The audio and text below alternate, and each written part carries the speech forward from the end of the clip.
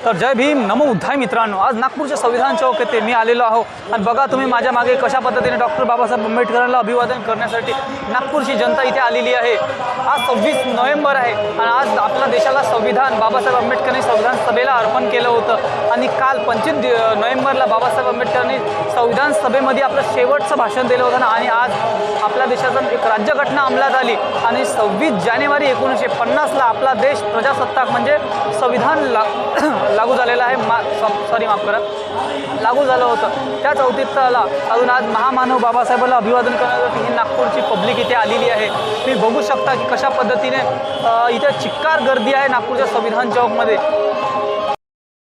तर आपल्यासोबत एक मुलगा देखील आलेला आहे, तो नागपूरचा आहे, आपण त्यांच्याकडून जाणून घेऊ। भाऊ तुझं नाव काय? माझं नाव हर्षदीप साखरे आहे, मी नागपूरचाच आहे। संविधान दिनाबद्दल तुझं काय मत आहे?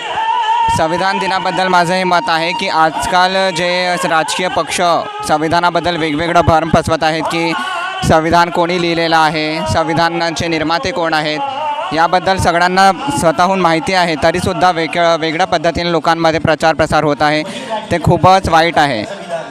माझं मत हे आहे की सगळ्यांनी संविधान वाचल्यानंतरच कळेल की संविधान कोणी लिहिलं आणि कोणी नाही म्हणून। अजून जे आता संत लोक आहेत ज्यांना संत म्हणून ते स्वतःला घोषित करतात, बट देशामध्ये वेगवेगळे सांप्रदायिक वातावरण पसरवतात, ते खूपच निंदनीय आहे। संविधानाचं काम सगळ्यांसोबत पक्षपात न करता एकजुटीने त्या सगळ्यांवर न्याय करणं आहे, ना की त्यांना वेगवेगळ्या भागामध्ये विभागणं आहे। तर भाऊ आज संविधान दिनानिमित्त तुम्ही काय केलं? आज संविधान दिनानिमित्त आज आम्ही सकाळी 7 वाजतापासून इथे आलेलो आहे। वॉक फॉर संविधानाच्या माध्यमातून आम्ही दीक्षाभूमी ते हे रॅली इथेपर्यंत आणली होती आणि सकाळपासून विविध संघटनाचे कार्यक्रम चालू आहे आणि हा दिवस एवढ्या उत्साहात पहिल्यांदा बघत आहे की प्रत्येक शाळेतले विद्यार्थी, प्रत्येक कॉलेजमधले विद्यार्थी, प्रत्येक इन्स्टिट्यूटमधले लोक इथे येऊन राहिले, बाबासाहेबांना वंदन करत आहे आणि जे संविधानाची संकल्पना आहे विविधते एकता, त्याच्यावर लोक आज काम करत आहे। आज संविधानाला 75 वर्ष झालेले आहे, पण खऱ्या अर्थानं भारतामध्ये संविधान लागू झालेलं आहे का असं तुम्हाला काय वाटतं? भारतात आजही 50% संविधान लागू झालेलं नाही। जर भारत संविधानानुसार चालला असता तर आज 75 वर्षात तो अमेरिकेच्या बरोबरीमध्ये पोहोचला असता, कारण की आजही 75 वर्ष संविधान लागू होऊन शेड्यूल कास्टमधले क्लास 1मधले 4% आरक्षण भरले गेले, 60% आरक्षण आजपर्यंत भरले गेले नाही। क्लास 2मधले 6% आरक्षण भरले गेले, 60% आरक्षण आजपर्यंत भरले गेले नाही। क्लास 4मधले 9% आरक्षण भरले गेले, 4% आरक्षण भरले गेले नाही।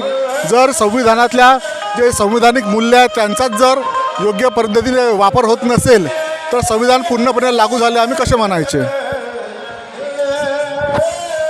तर अशा पद्धतीने आपण सरांची देखील प्रतिक्रिया जाणून घेतल्या। आणखीन इथे बरेच लोक आहेत, त्यांच्याकडून बी आपण थोडी त्यांची प्रतिक्रिया जाणून घेऊ। बघा माझ्या मागे हा संविधानासाठी बाबासाहेब आंबेडकरांना आलेले हा संविधान चौक येथे आलेला हा जनसमुदाय बघा मित्रांनो। तर आपल्यासोबत एक सर आहेत, आपण त्यांच्याकडून जाणून घेऊ। सर आज संविधान दिन आहे, त्याबद्दल मी काय बोलणार? सर्वांना एकतर सर्व भारतीयांना या संविधान स्वीकृत दिनाच्या हार्दिक मंगलकामना। हा जो 26 नोव्हेंबरचा जो दिन आहे हा संविधान स्वीकृतीचा आहे, त्याच्यामुळे आज संविधान स्वीकृत झालं आहे, देशाने संविधान स्वीकृत केलं। परंतु संविधान स्वीकृत झालं याचा अर्थ संविधान लागू झालं, संविधानाचा अंमल झाला, ही गोष्ट आम्हाला अधिक महत्त्वाची आहे। म्हणजे नुसतं संविधान स्वीकृत झालं म्हणूनच आम्ही त्याचा फार जल्लोष करावा, उत्सव साजरा करावा, यापेक्षा अधिक महत्त्वाचं जर काही असेल तर तो म्हणजे 26 जानेवारीपासून या देशाला या देशामध्ये संविधानाच्या अंमलबजावणीला जी सुरुवात झाली, तर संविधानाच्या अंमलबजावणीच्या दृष्टिकोनातून विचार करता हा देश आता कुठे आहे, आम्हाला काय अभिप्रेत आहे, बाबासाहेबांना काय अभिप्रेत होतं, संविधानाला काय अभिप्रेत आहे, या दृष्टिकोनातून त्याच्यावर एक प्रकारे त्याचा आढावा घेतला जावा, विचारमंथन व्हावं आणि आमची वाटचाल या एवढ्या 75-76 वर्षामध्ये नेमकी कुठे आलेली आहे ते सुद्धा या अनुषंगाने बघायला हवं। सध्या एक वाद सुरू आहे की संविधान डॉक्टर बाबासाहेब आंबेडकरांनी नाही तर BN रावने लिहिलेलं आहे, तर त्याबद्दल आपलं काय मत आहे? हे बघा, बाबासाहेब आंबेडकर निश्चितच संविधानाचे शिल्पकार आहेत.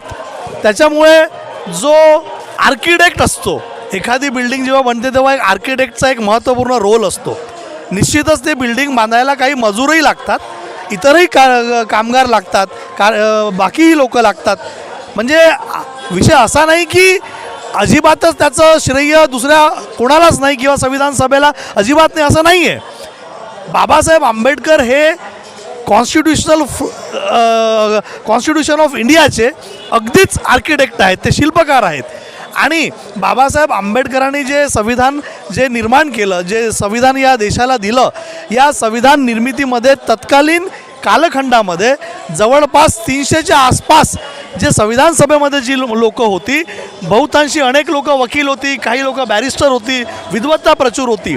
त्या सर्व लोकांच्या प्रश्नांना सडेतोड आणि नेमकं उत्तर देऊन बाबासाहेब आंबेडकरांनी संविधान निर्मितीचा मार्ग अधिकाधिक प्रगल्भ केला, अधिकाधिक प्रबुद्ध मार्गाकडे ते त्यांना घेऊन गेले आणि मग संविधानाचा जन्म झाला. त्याच्यामुळे बाबासाहेबांचा जो वाटा आहे तो निश्चितच सिंहाचा वाटा आहे. ते निश्चितच he is no doubt like he is the architect of the Indian constitution. असाच एक वाद मागे देखील उफाळून आला होता की संविधानावर, की बाबासाहेब आंबेडकरांच्या आधी संविधान प्रेम बिहारी रायजादा यांनी लिहिलं, आता BN राव. नेमकं यावर आपलं काय बोलणार? हे बघा, जाणून बुजून या देशामध्ये ब्राह्मणवादी जे लोक आहेत, ब्राह्मणवादी लोकांचा हा पायंडाच राहिलेला आहे की शक्य तितका संभ्रम समाजामध्ये पसरवा की जेणेकरून लोकांमध्ये एक गोंधळ निर्माण होईल आणि मग त्यातनं दंगली उसळतील, त्यातून संघर्ष वाढेल, अशा प्रकारचा कार्यभाग ते साधत असतात. संविधान सभेच्या डिबेट्समध्ये हे अगदी स्पष्ट नमूद केलेलं आहे. स्पष्टपणे तिथे प्रत्येकाने त्या वेळेच्या सदस्यांनी आपापली मतंसुद्धा दिलेली आहे की बाबासाहेब आंबेडकरांनी संविधान निर्मितीमध्ये अत्यंत महत्त्वाचा रोल कसा प्ले केला आहे, किंबहुना बहुतांशी जो बाबासाहेबांच्या खांद्यावरची जबाबदारी होती ती त्यांनी यशस्वीपणे कशी पार पाडली, ते संविधान सभेत उपस्थित असलेल्या सर्व लोकांनी बाबासाहेबांना ते शिक्कामोर्तब केलं त्यांच्या त्या कार्यकर्तृत्वावर. त्यामुळे ऐऱ्यागैऱ्यांनी कोणी काही यावं, उठावं आणि स्टेटमेंट करावं आणि त्याला आपण प्रतिक्रियात्मकपणे हाताळावं, याला काही अर्थ नाही असं मला वाटतं. आज नागपूरच्या संविधान चौकीतून आपण भारतवासियांना काय संदेश द्या? मी भारतीय लोकांना एवढंच म्हणू इच्छितो की केवळ संविधान स्वीकृत दिनापर्यंतचा आपला विषय असता कामा नये. कारण संविधानाची स्वीकृती झाली म्हणजे आपला कार्यभाग संपला असं नव्हे, तर संविधानाच्या स्वीकृतीनंतर संविधान किती लागू झालं आहे, संविधानाच्या अंमलबजावणीचं काय, शेड्यूल कास्ट, शेड्यूल ट्राईब, OBCचे कितीतरी बॅकलॉग आहे, शिक्षण, पाणी, रोजगार, आरोग्य, अनेक असे प्रश्न अजूनही आवासून उभे आहेत या देशापुढे. त्याच्यामुळे संविधानाची जी खरीखुरी अंमलबजावणी आहे, आमचा मुद्दा एकच असला पाहिजे की संविधानाच्या अंमलबजावणीचं काय, या मुद्द्याला धरून आपण कायमस्वरूपी सजग राहिलं पाहिजे, सतर्क राहिलं पाहिजे आणि जागृतीचा अग्नी आपण कायमच तेवत ठेवला पाहिजे, एवढंच मी इथे म्हणेल. आणि संविधानाच्या अंमलबजावणीसाठी बाबासाहेब आंबेडकरांनी राजकीय पक्षाची जी भूमिका मांडली, कारण संविधानाचा अंमल कोण करेल, संविधानाचा अंमल यथायोग्य रीतीने करण्यासाठी बाबासाहेबांनी ज्या पद्धतीने आपल्याला सांगितलं आहे की भारतीय राज्यघटनेची खरीखुरी अंमलबजावणी करण्यासाठी माझा पक्ष रिपब्लिकन पार्टी राहणार असून मी त्याचं संविधान लिहिलं आहे आणि बाबासाहेबांनी ते स्वतःच तसं स्पष्ट केलं की मी त्याचं संविधान लिहिलेलं आहे आणि त्याचं जे तत्त्वज्ञान आहे ते स्वातंत्र्य, समता आणि मैत्रीवर आधारलेलं आहे. त्याच्यामुळे त्याच मार्गाने आपल्याला जावं लागेल, त्याखेरीज दुसरा अन्य मार्ग नाही. एवढंच. थँक्यू. तर अशा पद्धतीने आपण इथं सरांची प्रतिक्रिया जाणून घेतलेली आहे मित्रांनो. तर मित्रांनो, ह्या व्हिडिओला तुम्ही काय म्हणता हे आम्हाला कमेंट्स बॉक्समध्ये नक्की सांगा. आणि जर तुम्ही आमच्या चॅनलवर नवीन असाल तर आम्हाला लाईक करा, शेअर करा आणि सबस्क्राईब करा. जय भीम, नमो बुद्धाय.